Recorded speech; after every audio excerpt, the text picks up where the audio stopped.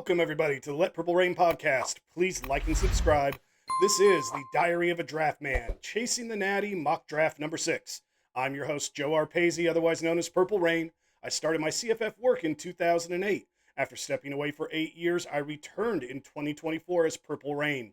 You can follow me on X at the handle that you see on the screen, and you can find all of my content at letpurplerain.com. That content includes my 2025 CFF draft guide. This is the biggest draft guide I've ever done, going back to my start in CFF in 2008. There's 76 pages of CFF info, which includes my keys to fantasy success, coaching systems and scheduling info, player spotlights, player rankings for FBS, Power 4, G5. I even include Underdog Fantasy and the Scott Fish Tadpole Bowl. I have draft analysis breakdowns, 974 player projections, Fantrax player ranking upload files, so you can take my player rankings and upload them directly into your Fantrax leagues. This is a must-have for 2025. This is the Diary of a Draftman mock draft series. In these episodes, I will be conducting live mock drafts, giving you an immersive experience into my mind as I draft my fantasy teams. YouTube will be the home of the preview show. I will cover the first 5 rounds of the draft as it unfolds. LetPurpleRain.com will be the exclusive home to the main show. That will be covering rounds 6 through 30 to complete the live draft. I don't remember my draft position. If I am in like the 11, I might be like in the 11 spot. If I'm pretty close to the edge, I might just throw in the 6th round for you guys here on YouTube. And then the main show will be rounds 7 through 30. As the draft ensues, I will be explaining my thought process as I draft my team. You will see my player queue as I provide insights on who I'm looking at drafting next.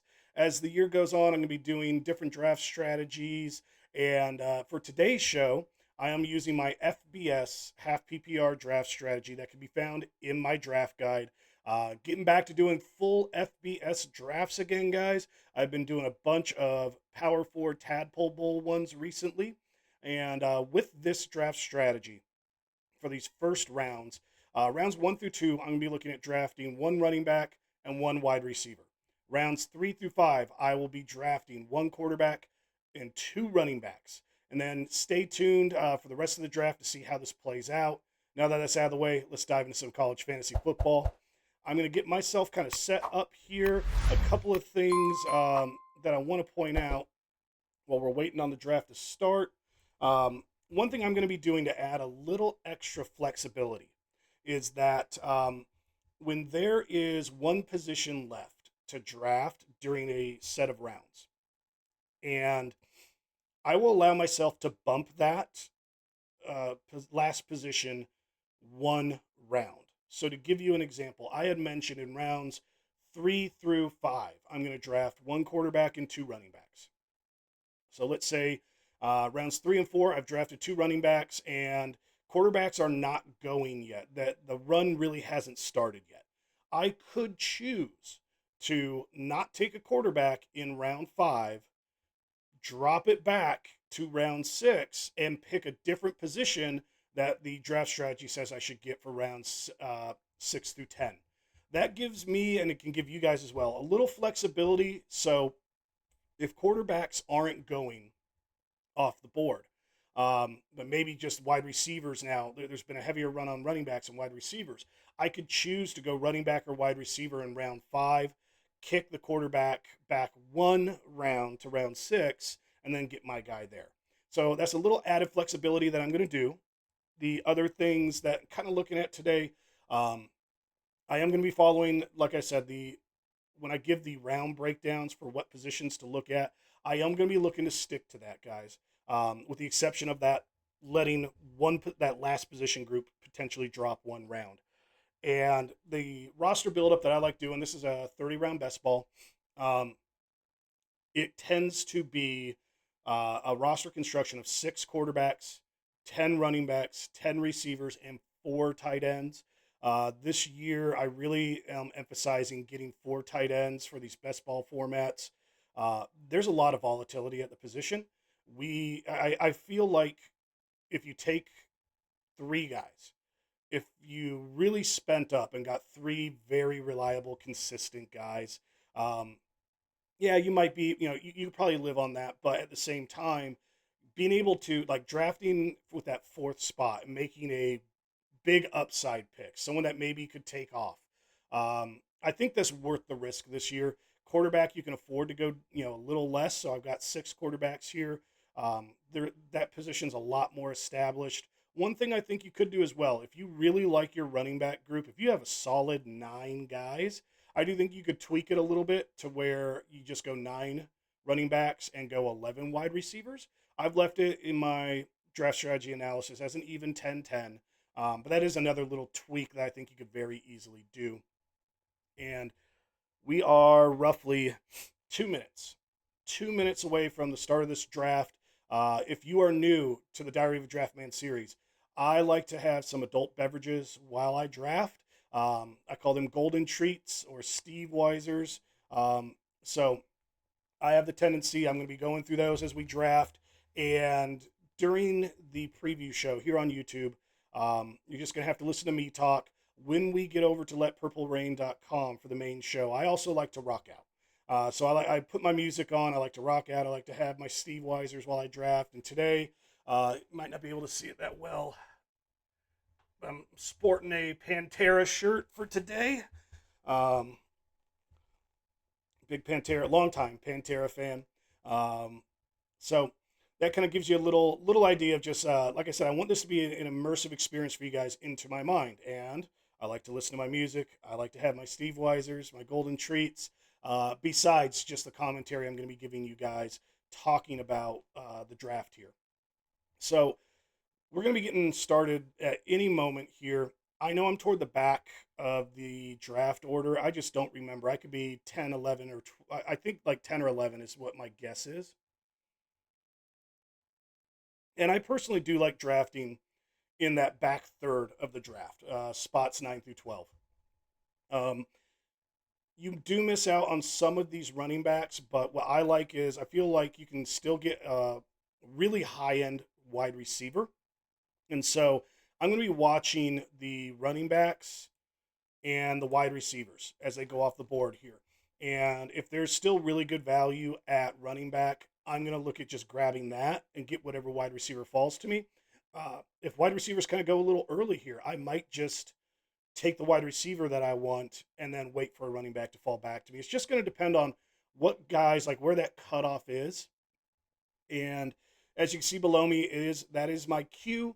The other thing that I'm going to do here is I can pull up my roster. There's nobody on there yet.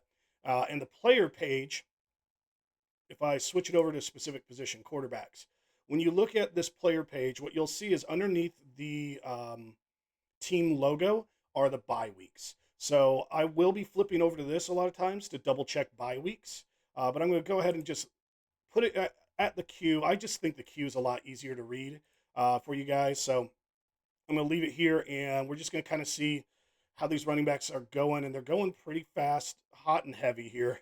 Uh,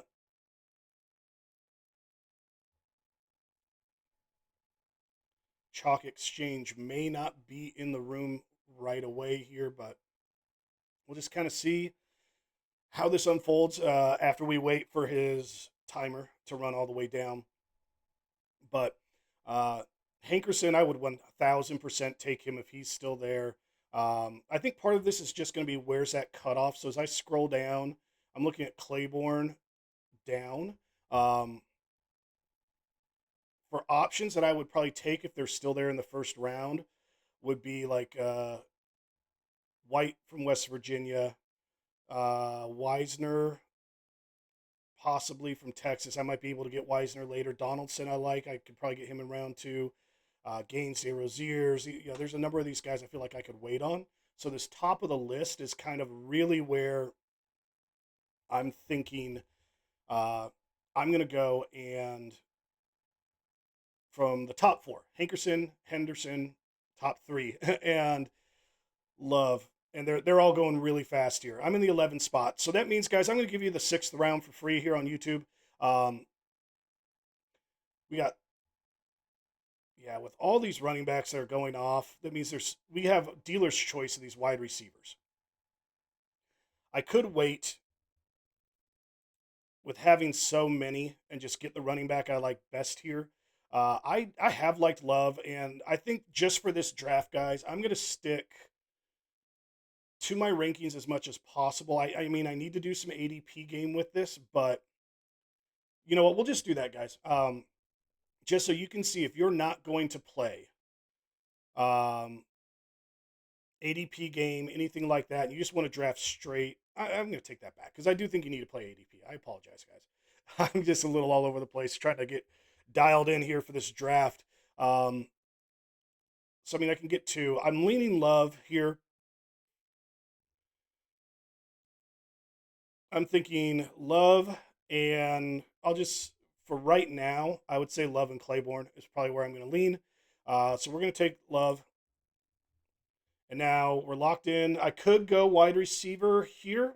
I could kick it back one round. Since wide receivers have been, people have been holding back, I think I might do that. That will just kick that wide receiver back to round 3 and do a double tap at running back. With that, um, I might get a little more aggressive here, and let's double check our bye week. I don't want to have any carryover. Uh, so I have got 2 and 9 are the weeks I have to avoid. Claiborne is good. I'm going to go Claiborne. We don't have any issues there, and we are locked in at wide receiver now for round 3. So I'm just going to leave all these wide receivers up. Interesting. 2 double taps at wide receiver and a double tap at quarterback here.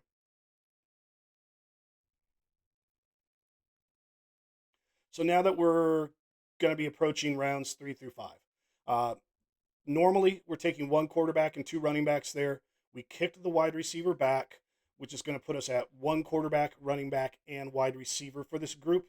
Here starts the run on those wide receivers. There's still a lot of guys that I like on here, so I don't mind. Like, we're locked in that we have to do wide receiver, and then after that, it'll be 1 quarterback and 1 running back. But looking at this group, if I'm going to guess people that'll slide to me, it would be like Burks, Cameron, Lee, Bell, Amador, Sowell. I think we could definitely grab one of those guys that I just rattled off that you can see in the queue. And we're not going to be able to go back to wide receiver again until round 6. So we want to look for a guy that we just think will be really reliable for us, which right now, I do not expect McAllister to fall to us.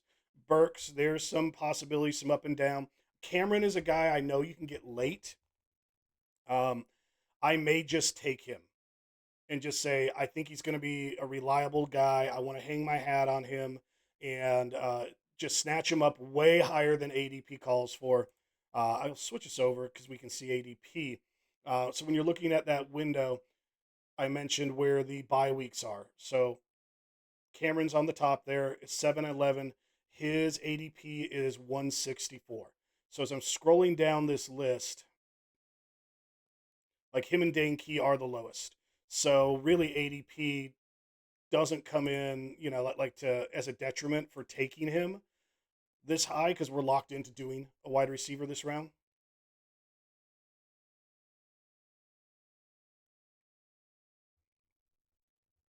So I'm just going to sit there and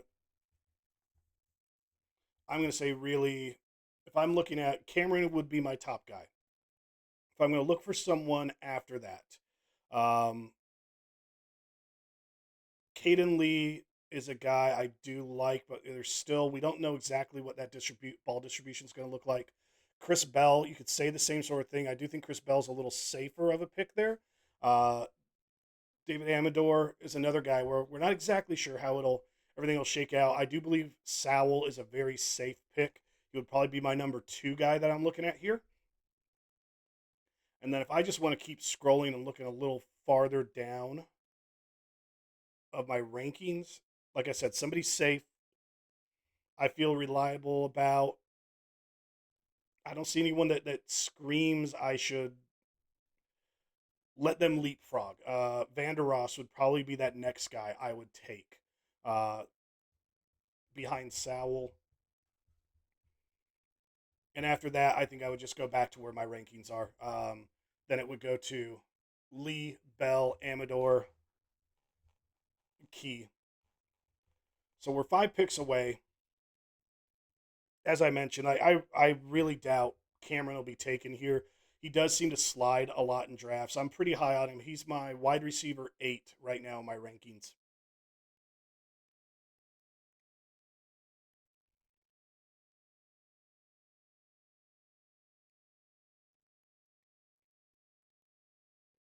Slowing down again for Chalk Exchange. Looks like everything's looking good. I'm just checking the production end.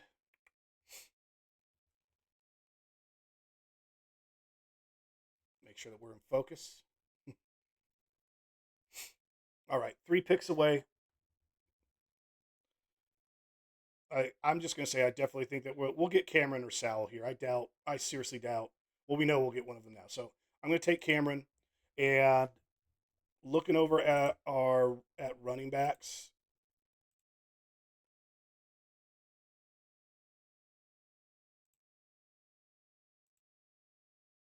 Dylan Smothers is a guy I love.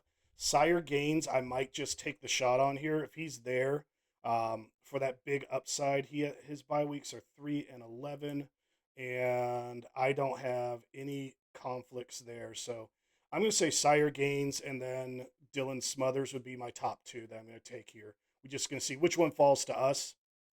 But I'm going to go Sires over Smothers.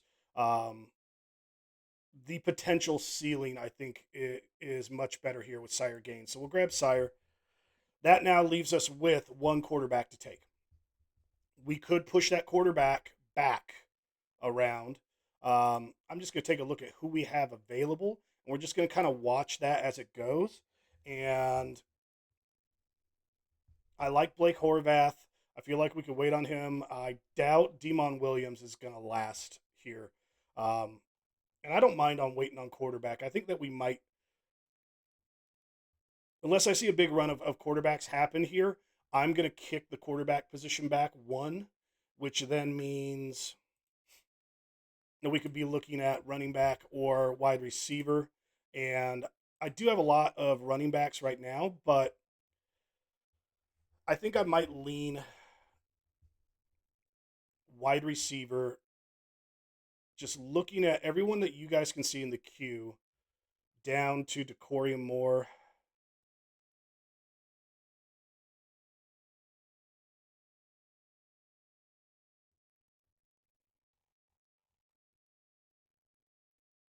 I think it's one of these things, guys. Like, I think I just need to wait and see. I need to wait and see who's left on the board.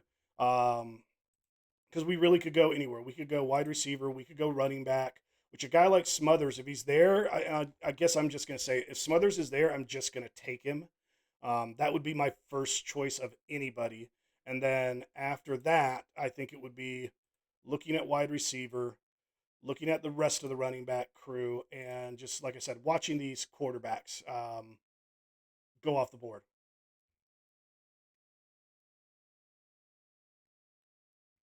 Right now, I still like a lot of these guys from Veltkamp up. These top 6 guys, I really feel like I'm willing to take either any of them as my QB1. I've taken a lot of Horvath and King this year, so I don't mind maybe doing something different like Owen McCowan or Veltkamp. I haven't gotten a lot of Mateer. That schedule does scare me a little bit. So Colton Joseph could be really good. Um, I'll add Colton Joseph in there. But I think the rest of the guys I would wait on as I'm scrolling through here would rather just wait. And I think we might do that is just really kind of doing a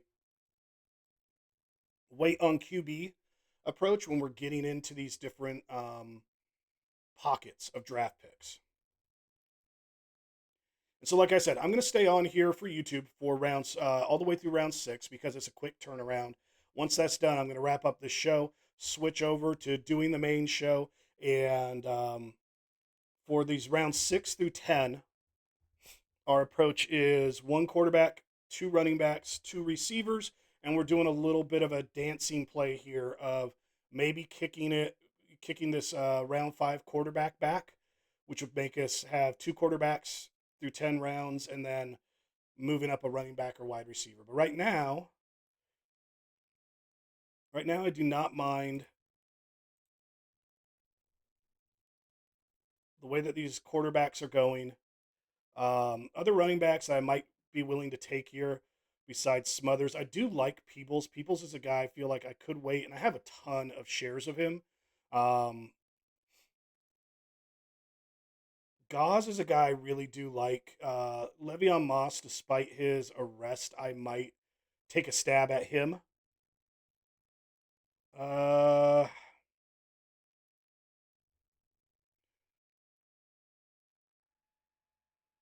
I'm looking at Zach Palmer Smith. As you guys can see him with that number 19 there. I don't think I want to get this aggressive to take him in round 5, but I think I might really be eyeballing him. And actually, we know this. We know that we could wait on quarterback because the guy in round 12 is already drafted 2. He's drafted 2 quarterbacks right off the bat. So there's no need for us to draft a quarterback when we know he won't take one on the turn before our 6th pick. So I guess I still like Smothers. I'm still kind of locking into him.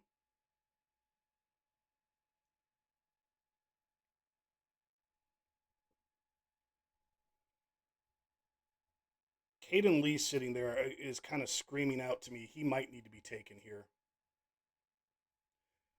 Give us a little bit more balance. Or Amador, I think I might go with Amador. Just to go after a guy that, let's just double check our bye weeks here. We have 7 and 11 are our bye weeks. Amador, we don't have any issues with. There's really nobody here that's going to give us issues from bye weeks.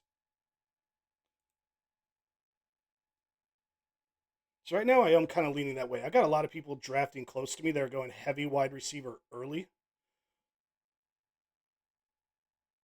And I do like this setup that we have for our running back group. Just like I said, if our guy Smothers is still there, I'm just going to say I want him and I'm going to take him. If not, we'll fall back to wide receiver instead. But we are locked into having to take a quarterback in round 6 here. And yeah, all those quarterbacks just ran off right before us. So we know that we don't have to worry about this 12 spot, but we have to grab a quarterback right now. And I'm leaning Owen McCowan.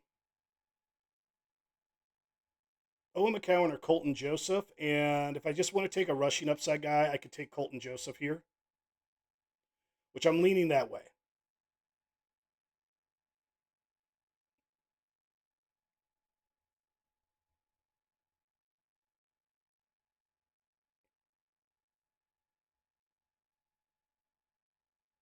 Just got to wait on Justin here, taking his time a little bit, thinking this one out.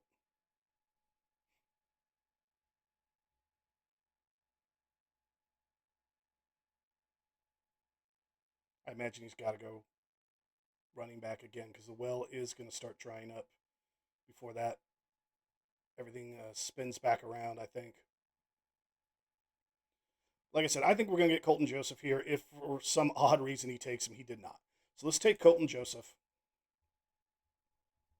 And that wraps up the preview show here, guys. Thank you for watching the Diary of a Draftman, Chasing the Natty, mock draft number 6 preview show here on the Let Purple Rain podcast. Please like and subscribe if you haven't already. Head over to letpurplerain.com to watch the rest of this draft.